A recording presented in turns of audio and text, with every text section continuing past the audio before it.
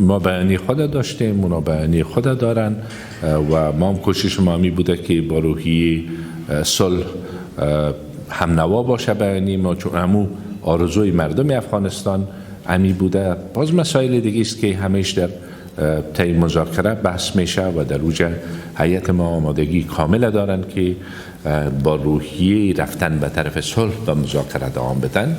شاید بعضی این نظر داشته باشن که این بیانیه کدام گوشهش چه معنا داشت چه معنا نداشت، اما او نیت جمهوری اسلامی افغانستانه و قاطعیتش در وارد شدن در این پروسه و اینکه انشالله این پروسه موفق شود و در این حال ارزش‌هایی که مردم افغانستان به او باور دارند انعکاسی از او بود.